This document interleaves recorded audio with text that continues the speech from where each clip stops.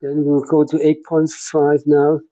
We'll consider now the energy within the waveguide. Obviously, it's a perception energy, the wave energy, because your waveguide infinite. So basically, per unit length in Z, what the energy density, and then also the power to go along Z for a waveguide. Now you have this is Z direction. So this wave, assuming it's propagated in the positive Z direction, it will carry some power. This power is what we call the Poynting flux, right? And then we'll show that this power, the power, the velocity of this power, the wave power is moving in the group velocity that we talk about. But to show that it's slightly more complicated than what we did before. I mean, you can also do the derivative, solve for omega as a function of k because you have the dispersion relation here. You can solve this dispersion relation and solve the group velocity is partial in this case because it's just one along Z. You can just one variable. You can solve for that, but when we derive this one, the form of the group velocity, we assume an infinite median. And now we're working on the waveguides and then these are discrete mode. So that's somewhat different. So whether you can actually use this it's not transparent. It's not it's not easy to see that. So in order to see that, we need to consider the Poynting flux, the energy, or basically just the energy, the power that flow along Z, and then the energy density of the field. Okay, so I mean, it's straightforward, but it takes a little bit of time to derive that. That's section 8.5. We will start with the Poynting flux first. So the wave over now is a more general consideration, so it's not necessary for rectangular waveguides or any waveguides. Alright. So, go back to the general formula.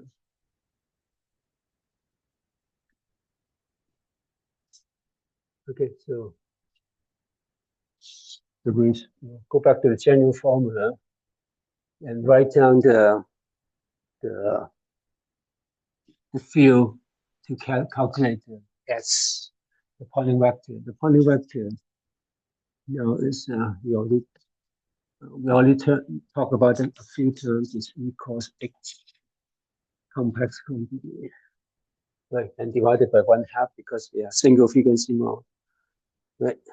Now the E and H depends on whether it's a TM mode and TE mode. So there's in many of these equations in this section has two values. So you have one expression is TM mode, the other expression is TE mode. So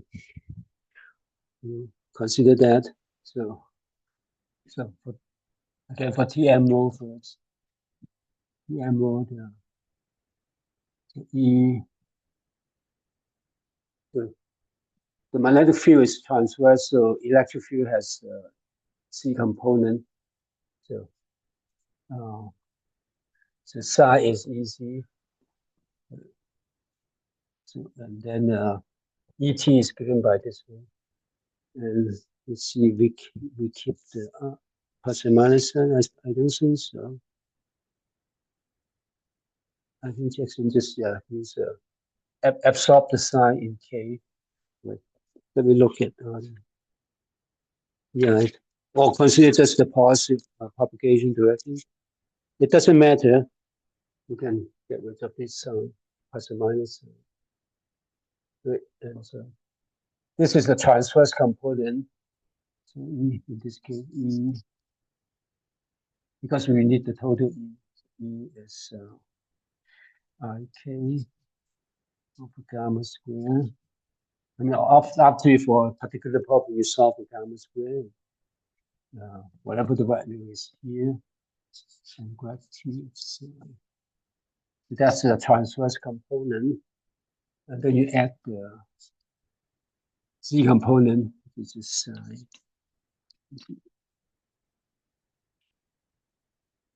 And the H is this one. So, Z.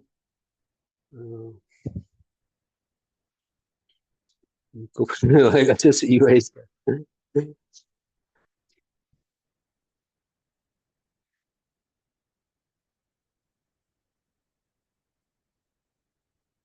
H is a Z cos ET divided by this capital Z value, which is given by 8.32, but it's in the denominator, so inverse that becomes epsilon omega. This is for the TMO. It's omega over K. That's the capital Z, 1 over capital Z. And then D cos into E sub T. And E sub T is basically this one, cos into IK down this way. Inside. And there's no Z component. This is the TMO. Okay, so that is it. And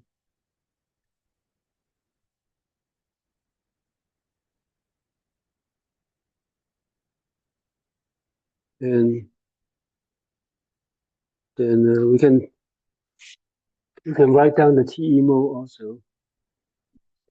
Write down it first and then simplify it because we need both E cos into this one, the complex conjugate, this one, and then we'll try to simplify it to get the 8.48. Okay, and now for the TMO.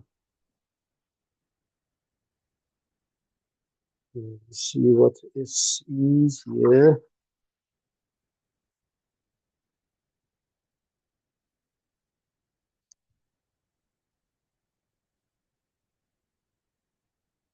Because E,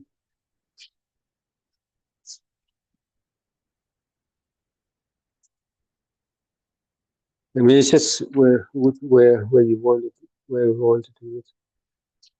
Either way, you finally get the correct answer. And if it's wrong, 8.33, HT is so this is H field. H field has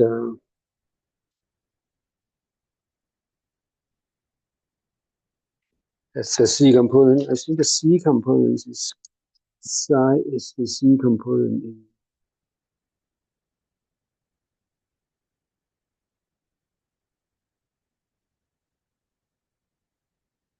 Yeah, in 8.3 is xi is H, so H is HT, which is IK over gamma square. I mean, gradient transfer gradient of psi, and then the Z component, which is psi. Okay, so that's the H, and then E would be just transfers only. But because 8.31 is in terms of HT, you can write the HT is this one, the I gamma square positive psi equals to this is TEMO, so we need to invert that. Invert that.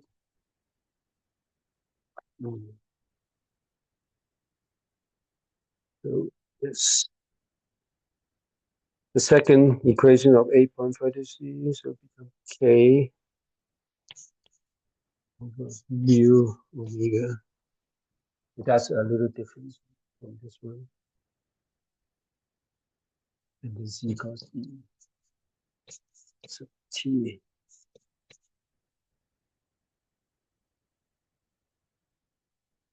But what you want is E sub T.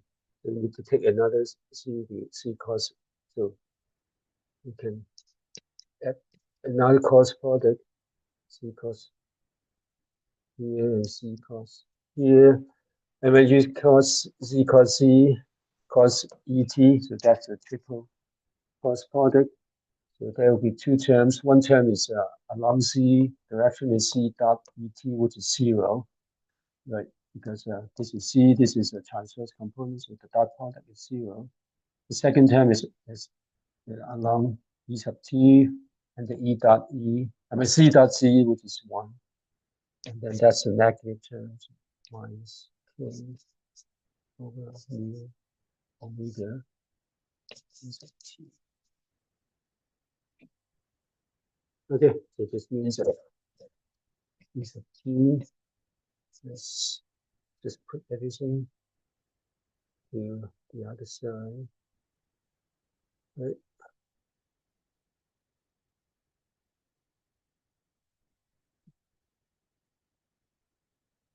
Yeah, and we have K and a K here, so we have I, so cancel the K, I, mu omega, and there's a negative sign. Divided by gamma square, T cos E that T sine.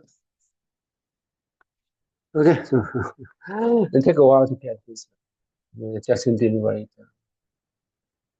So you have ET here and H in here for the TMO. And TMO, you already have this too. Then you can do the cos product. To simplify it, hopefully we get to Jackson's equation. 8.48. See if we have time to do that. And also we need that for now.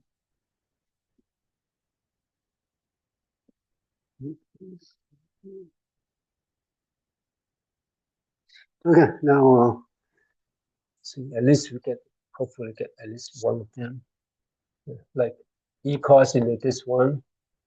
I mean, you can, so there are two terms in E,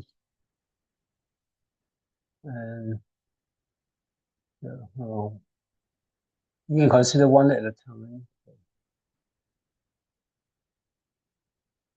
And these are just coefficient. This is you have I K, and you can cancel the K as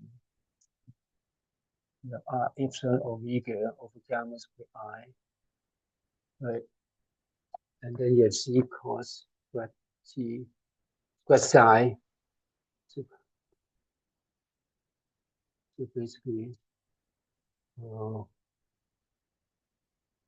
in this case, S will have two terms, right? Because in the H, the H complex conjugate, so you need the minus. So minus epsilon omega over gamma square. Right. And then there's I. It's I. Epsilon I. I change to minus I because of complex conjugate and gamma square. And then this becomes complex conjugate also. Right. Everything else is real. Omega is the given frequency is assumed is real also. Gamma square it's assumed to be real. Right. We sort of solve for the eigenvalue. Right. And now you have the cos product. This one cos here's your I is the gamma square. That psi falls into cos into psi complex complex. That's the first term. And then space psi cos into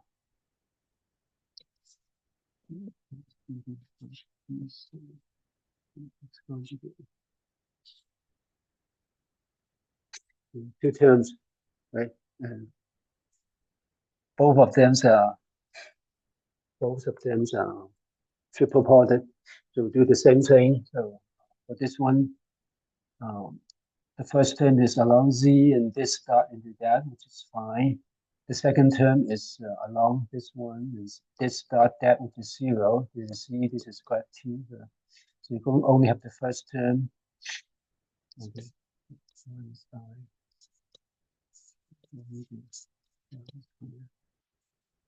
The first term, just keep the first term is the along z, and this dot into that. I3 square. And this dot into that is the compact magnitude square of the grad t psi. Okay. And this is along z. Okay, and then the second one, that's triple product. This first term is z, and then z dot that is 0. The second term is along this one, z dot c is 1, but it's a negative sign, a minus. This dot that is minus psi.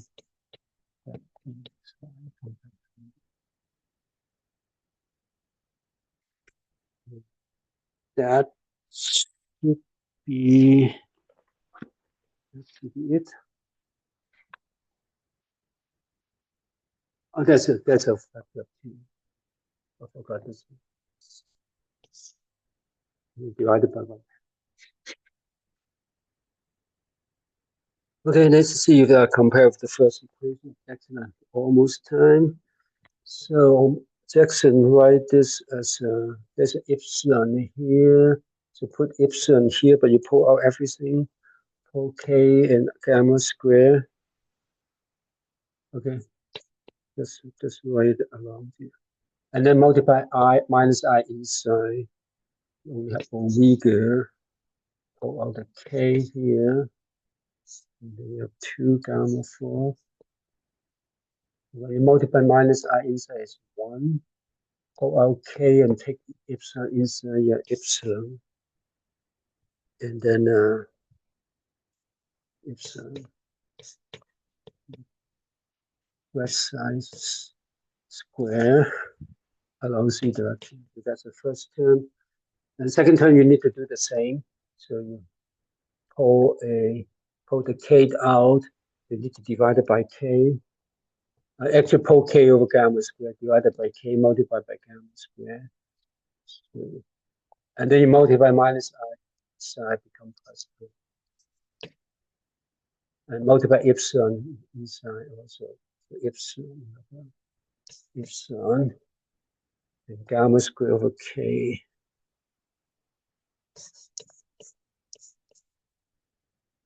And psi got t psi.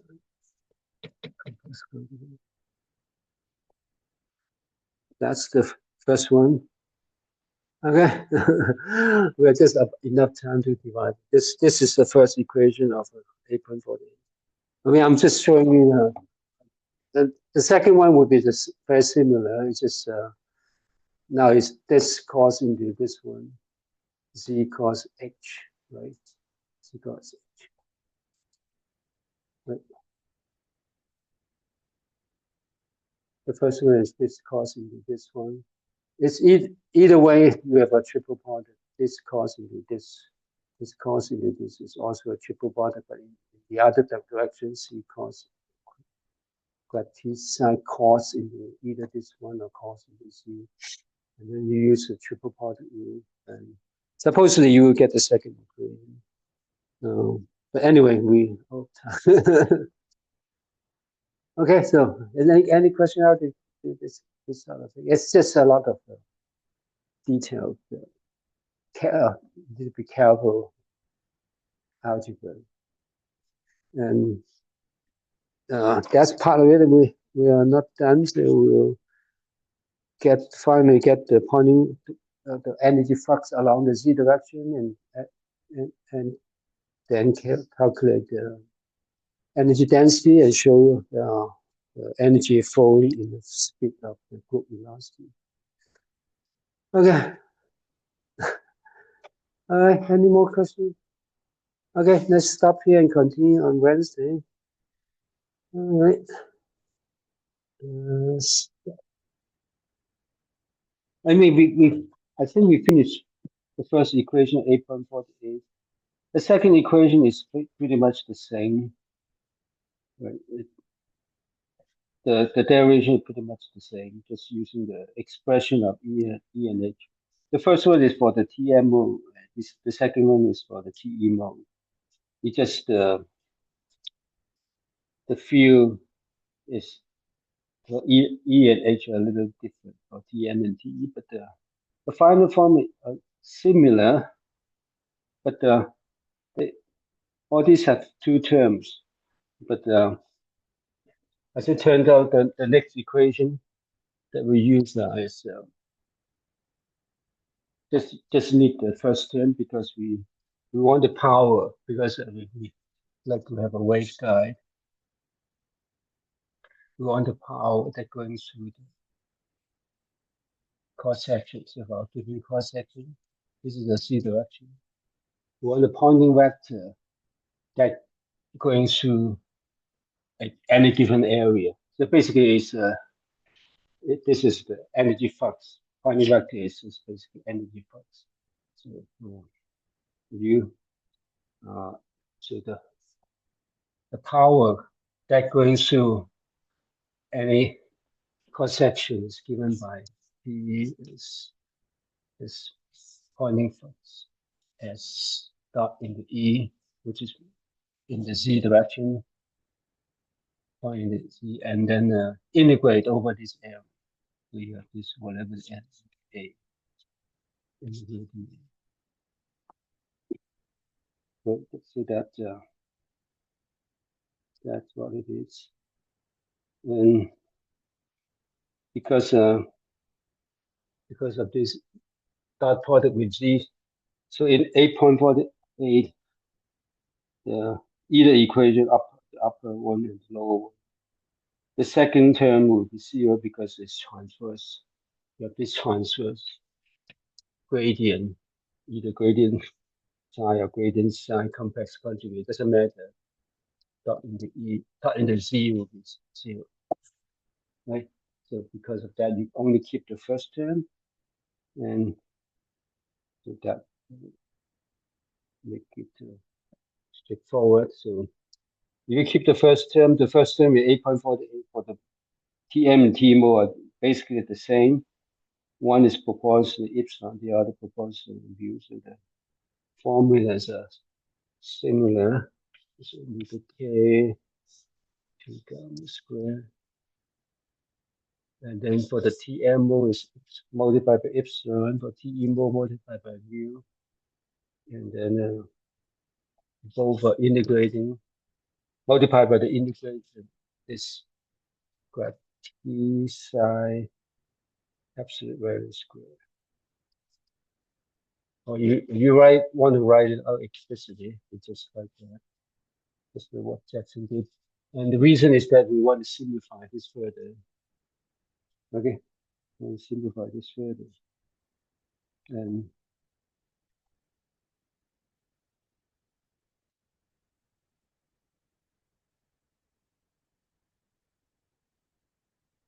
okay, this is 8.49.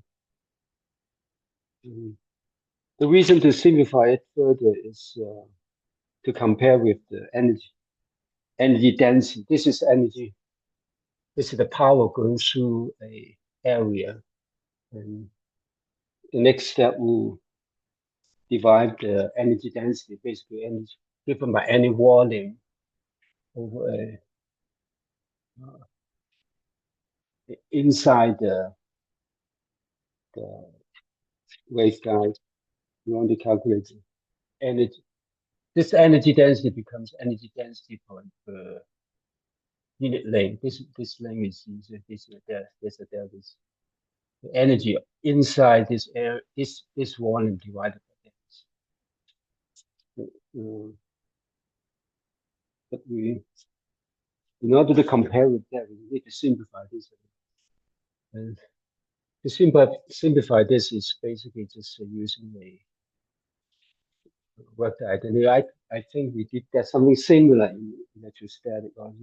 We used the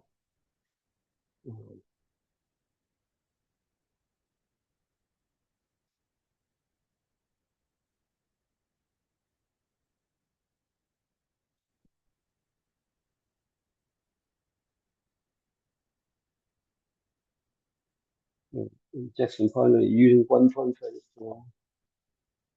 What do you call it? Green identity 1.34. I think we did that when we proved the uniqueness theorem.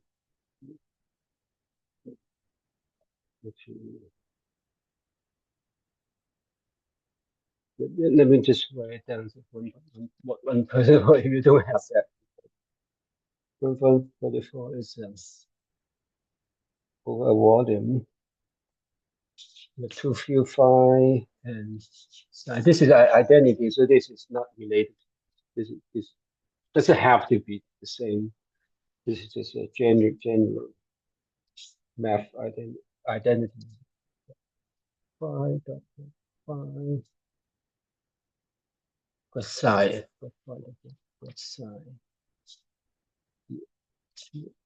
x is equals to the surface equals phi cosine and okay. And this is for volume and then to area, but for us, we can always multiply by DC and change that to a volume. And then this becomes this area, S area is also DC, and then the line integral around the waveguide. So you can apply that although this is a little different. This is dA, this is the dqx is dA. So basically you change that to dA dz, and this becomes a dl dz. dz is along the waveguide, dl is going around, and dA is over this cross section. But the idea is the same, right? And then what we want is because you have grad T psi complex conjugate and grad T psi, and so what we want is change that to one is psi, the other is change. Basically, choose phi as psi complex conjugate. So this becomes phi. This becomes psi complex conjugate, and this is right. And now you apply the wave equation. Another difference is grad transverse gradient. This is a total gradient, but it doesn't matter. So you can restrict this to transverse gradient.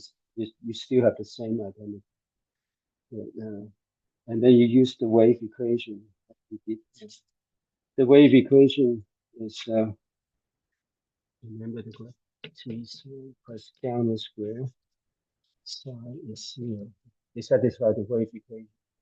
So Laplacian psi becomes minus gamma square psi. This change to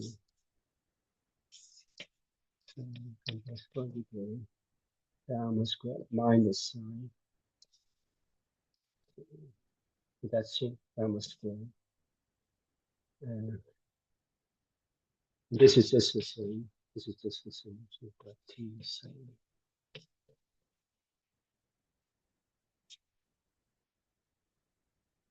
Okay, and the most important thing is this one. This is on the surface. So you have psi, positive psi, positive A, right? But then about the boundary condition that we impose on solving the wave equation is that either for the TMO psi is zero, or for the TMO partial psi partial n is zero on the surface. So this will be zero anyway. So for both TMO or TMO, it's zero. Okay. So these two terms add up to be zero. So you can say that this integration over grad t psi square is the same as you can pull this gamma is not depends on the spatial coordinates of gamma square. So this means this integration is because this is there's a minus sign, so this won't actually change the gamma square and over the same area. Psi. Okay. That that is the idea. No,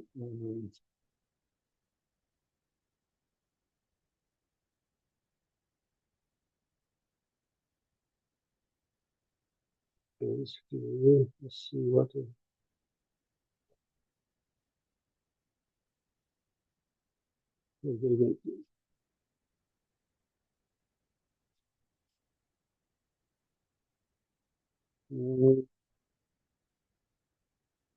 I copied wrong. There's a term for. This is equation for 850 or from 840 48 849. Yeah, 849. 849 has a gamma 4, not gamma square. And there's a gamma square. We cancel with one of them, so finally it's became gamma square. Now it's gamma square. It's a new very integral of psi square. Okay, and so that is basically 858 after you set the first term to zero, right? And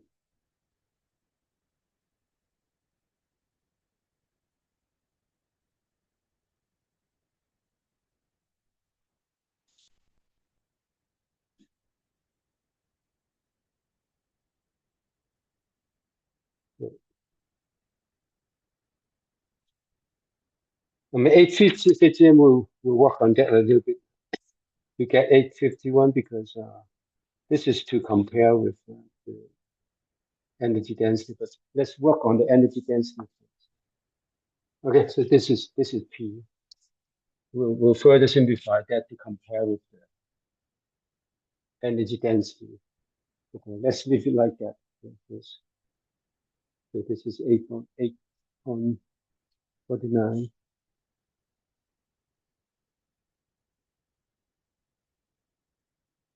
Or 8.49, 8.50. Okay, so now let's work on the energy density. So basically, it's U as the formula to use it is what? Just continue it.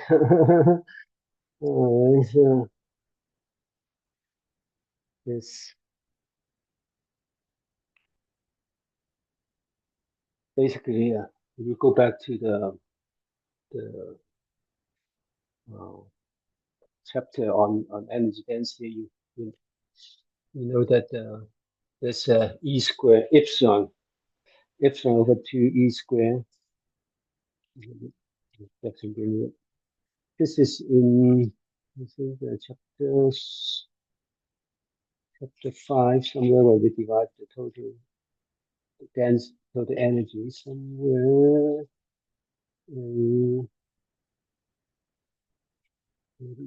calculate amps.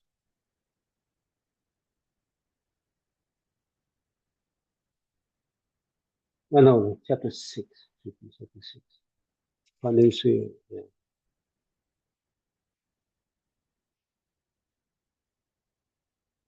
So you have this, you can either look at 6.7 or 6.9. You go to 6.1 for this. So this is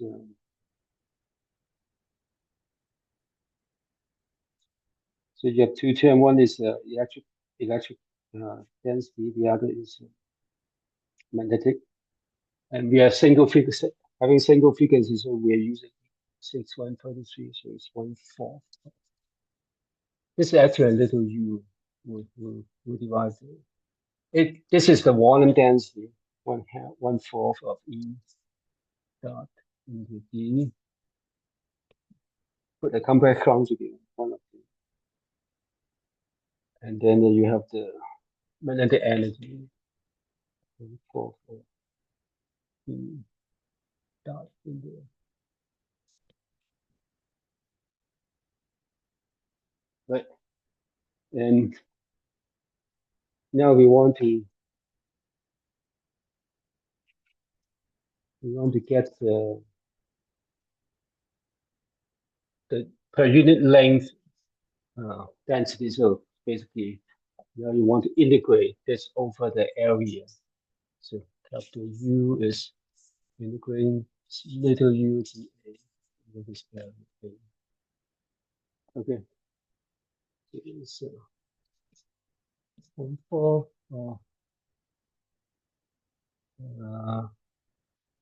there's two terms. A that D is epsilon E, so you can write it like epsilon E dot into E. Assuming you have a real dielectric constant,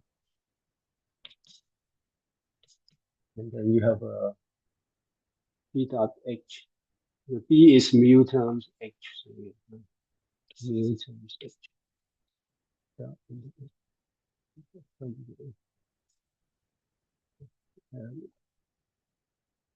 All right. And now you need to consider the field components. Now you need to again separate that into TEMO and TMO. So TMO,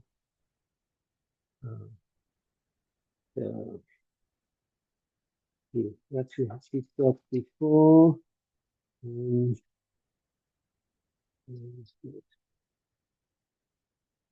mean that the electric field has a Z component, right? And then the transverse electric field is given by IK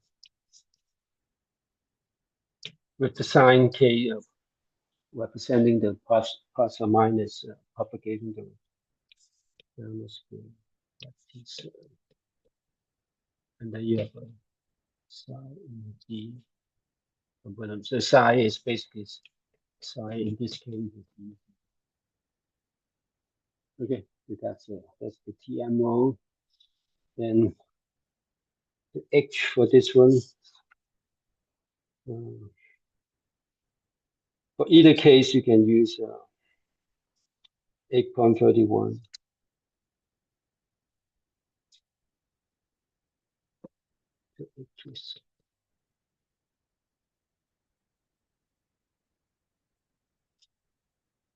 Which is using the first equation of 8.31 for the TMO. So it's 1/c. So you have epsilon omega over here. I think we did that part the same as in last lesson. Because the grad T, which is okay.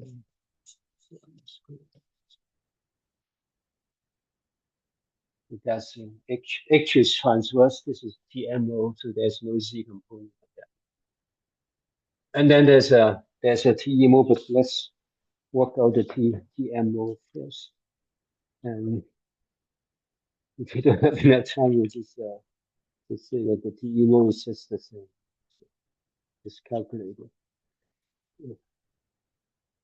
Right, I think we've got everything in here. I think we've got everything in here.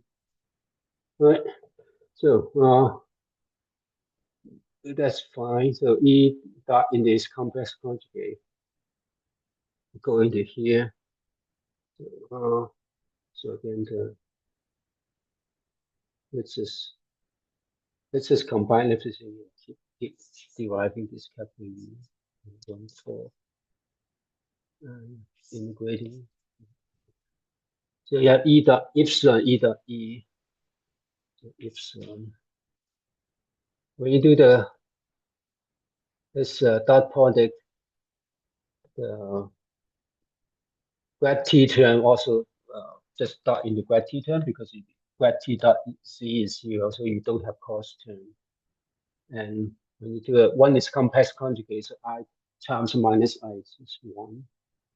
And then you have K, the first term you have a K square down the 4th.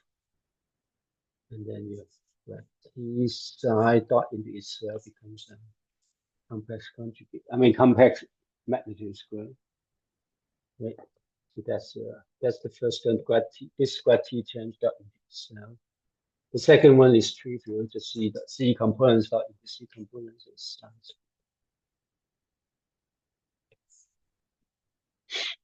that is the first term epsilon Z dot C complex conjugate. And then the H dot H complex conjugate terms, you have basically this all the coefficient, and this first you have a mu, right? And then everything is square. I complex conjugate cancel become 1. So K cancel with K.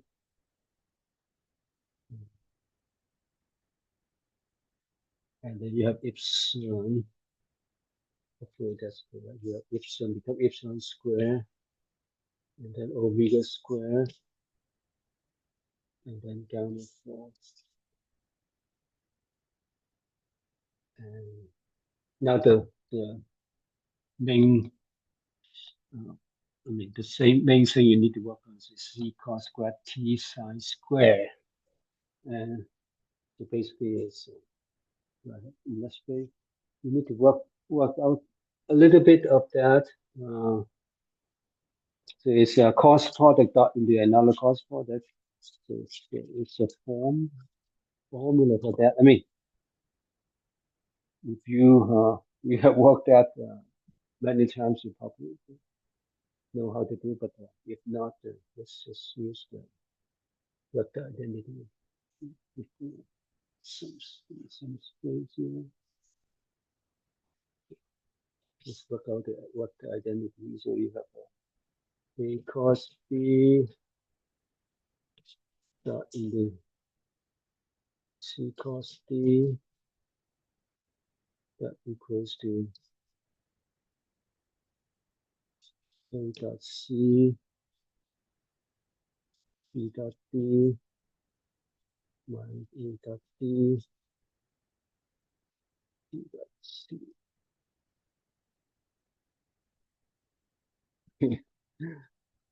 So just apply here. So this, what you have this components, this dot into is Z cos grad T psi dot into Z cos grad T psi complex conjugate, right?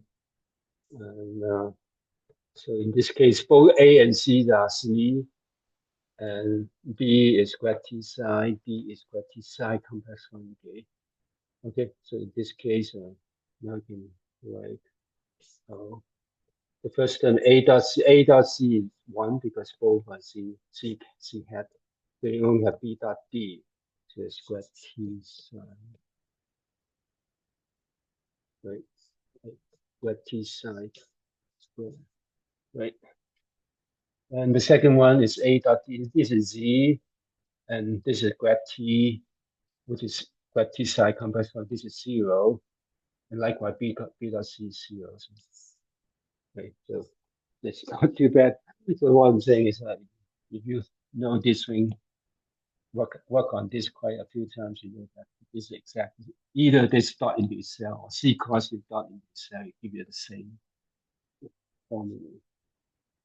Okay, so let's see. I get all the graphic correct. This is the electric term. This is the magnetic terms.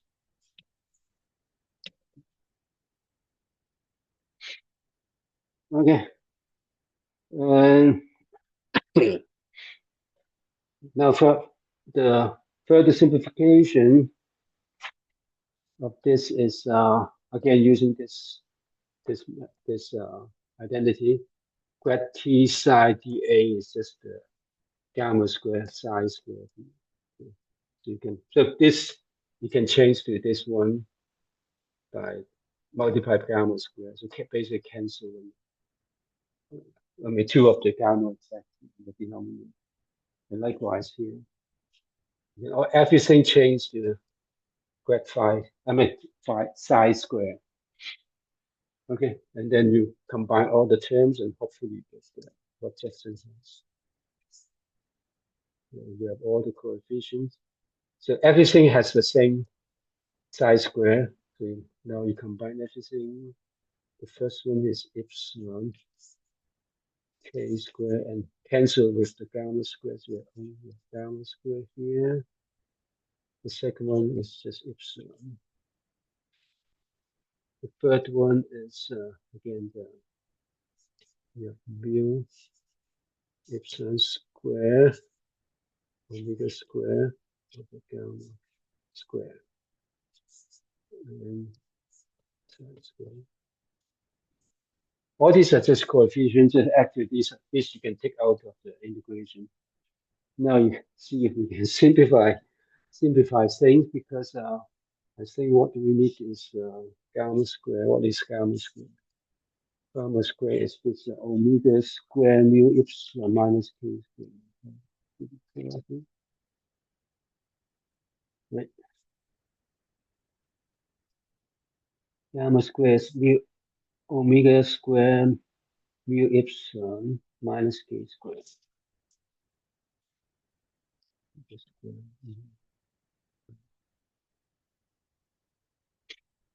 So so you have mu epsilon omega square. So you basically have this one. So that is gamma square plus k square, and then you have an extra epsilon here. But every term has an epsilon, so you can pull the epsilon out. It's actually the other thing can go out. So the first term is k square over gamma square. The second term is just 1. The third term is using this, becomes gamma square plus k square, and then divided by gamma square. Did I get it correctly? hopefully I got it. If you get the common denominator, you have 2 gamma square and 2 k square. If you get a common denominator, this becomes gamma square.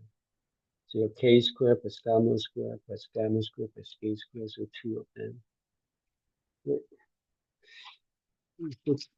It's,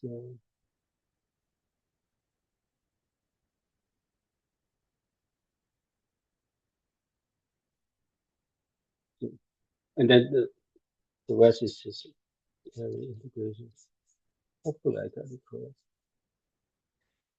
And so the denominator is gamma square plus k square, and then divided by 2 because you have 2 of them, and 2 gamma square. And gamma square plus k square, it's just omega square epsilon mu.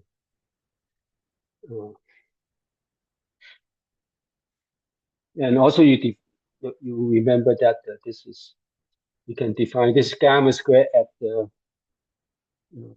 I mean, you define that cutoff frequency omega lambda, what we call the omega sub lambda. This is omega sub lambda square mu epsilon. Okay, and so when you pull that out, let me write it one more time. So you have a gamma square plus k square, and then divided by gamma square. Right, all the coefficients is like that except the factor of 2, and then you have this integration.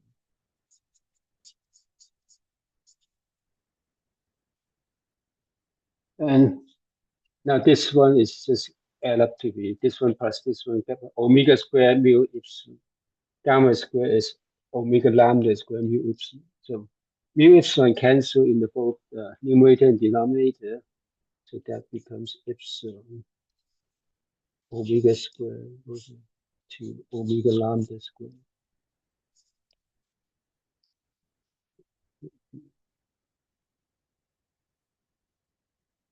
So that's the first, I mean the TM part, or the upper part of 8.52.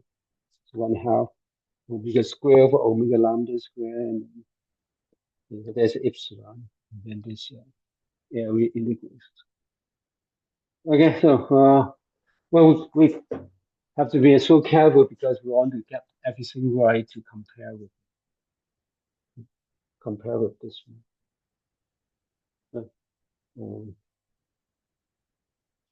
So that's u, right? So when you compare with this one, we want to divide it as u. So this part has u has this part, right? So you write this as u and divide by all this coefficient. Okay, this is it for TM. Okay, and I've spent enough time with structure with that, so you can just trust that for TE. The only thing change is this epsilon change to mu. That's for TE. So that's the second part of 8.52. If you go through the same exercise, instead of using TM mode, you use TE mode. Doing the same thing, you should convince yourself that you get the same formula. There's a mu here. For TE mode, obviously you have the H, you have the Z component in H. There's no Z component in Z, but it ends up to give you the similar form. So all this part is U, including this epsilon,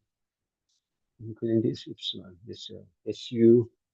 But the rest you can just divide it by whatever you have, omega square over d2 omega lambda square. You can write like actually including the factor of 2 also. Factor of 2. So you have omega k divided by gamma square, and the rest is u and divided by the other coefficient. Is divided omega square of omega lambda square. Epsilon over 2 is already included because you have epsilon over 2 here. So this is divided by that, we can multiply omega lambda square over omega square times u. Okay. And now we want to again simplify that. And then basically this coefficient, we want to simplify this coefficient. And now to simplify that, we can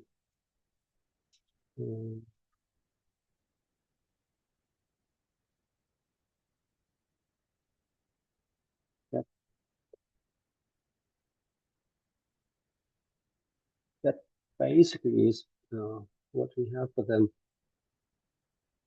You have this gamma square is given by this one. We will use this one and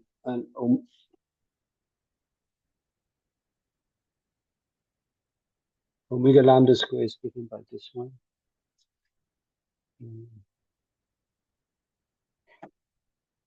Yeah, omega.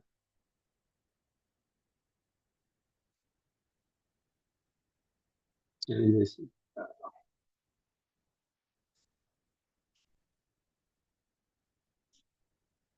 it's some space to work on this.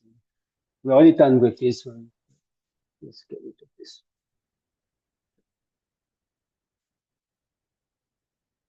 Right. And I mean, this part is important, so we need to be really careful about this one. With this one, we're using this to try to simplify this. We'll later on we'll argue that this is what we define as your group velocity. This one will define as group velocity. So let's see if we get that. So we have omega k divided by gamma square and omega lambda square over omega square. I mean, actually, you can cancel it on omega, k over omega. Right, and then gamma square is omega lambda square mu epsilon, so you can simplify that equals k mu epsilon omega. Right.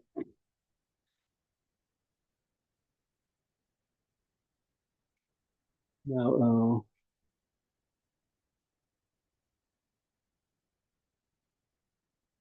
and then again, you can use this one, or you can solve for k here. So k from this one, you can say k is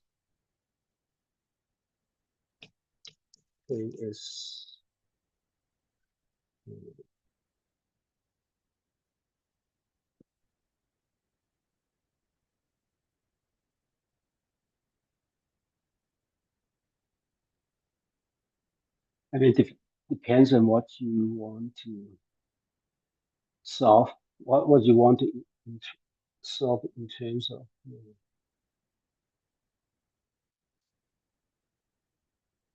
If you group these two terms, I mean, this equation, so k square is omega square minus omega lambda square and multiplied by epsilon. Right. So k will be square root of mu epsilon and omega square minus omega lambda square 1/2. Right.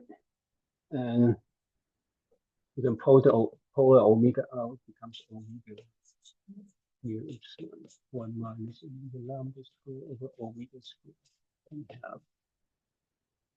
So this one will go into here, and then you have a omega cancel with this omega. You have square root of mu cancel with part of this one, so this becomes just square root of mu.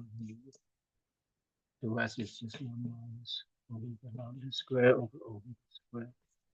1/2. Right. This is 8.53 in Jackson. So this is this one. Basically, so the ratio of P divided by U, or P equals to U times this one, which is this one. What we claim is the group velocity, which physically is this is the energy per unit length. This is a power that going through unit area, and so this energy density per unit length multiplied by the velocity v sub g. So basically, it's in the time, a certain unit time that using velocity v sub g, all this power, all this energy will pass through this cross section, which is should give you the same. same quantity as P times integrate over this area of no, it's equal to P because P already is equals to the power that goes with N is P. So physically P time equals to U times V sub G. V sub G becomes the energy propagation velocity. Okay, so the energy density times the energy propagation velocity is the power that goes through any cross section. Okay, and so that's either dimensionally or physically. This is the good velocity. Okay, now in the chapter 7 we divide the good velocity as the omega dk. You remember that is derived using an infinite medium, but this is waveguide, so this you're not sure that just by direct taking it derivative you recover that, but indeed it will, and we can actually do that. So you already have a k in terms of omega. You can take the derivative of that. I mean, this is d omega dk, but you can say you can take dk d omega and take the inverse, you get the d omega dk. So d, so you can dk dk d omega will be there's the common factor. The first one is just 1 and times this one. So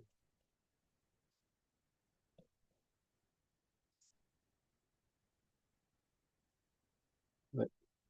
And then the second one is plus omega times the derivative of that. Omega times the derivative is 1/2 of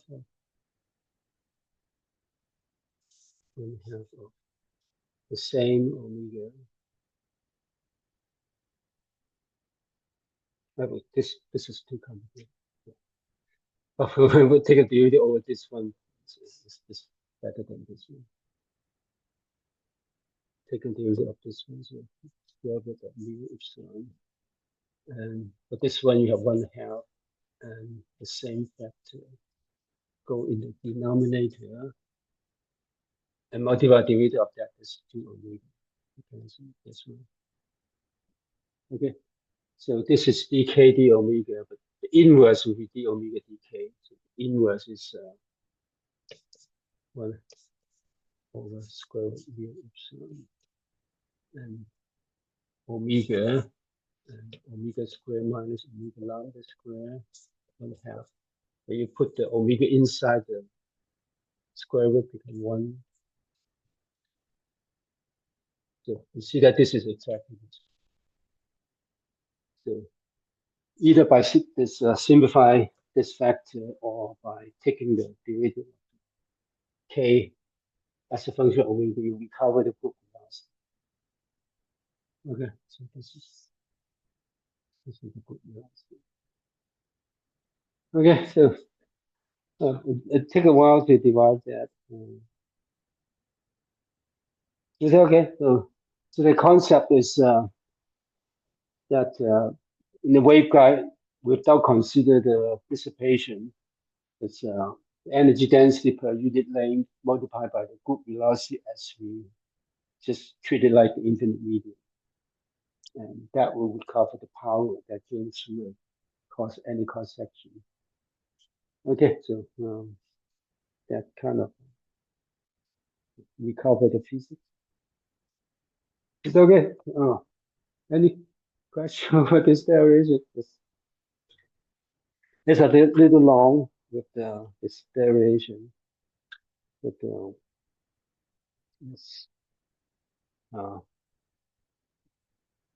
it's important to get the physics right. So now you see the physics. Another another remark you can talk about that. So So this is actually the same as this one. We divide it from here. So from here, you know that the Vg is equals to this one, but then you remember omega over k is the phase velocity. So this is over epsilon phase velocity. Again, Vg equals to 1 over mu epsilon times V phase, or in other words, V group times V phase is 1 over mu epsilon, which is the square of the speed of light in this medium. That we will go back to chapter 7. 1 over mu epsilon is the speed of light of the square of the speed of light in that medium. Okay, so that is fine.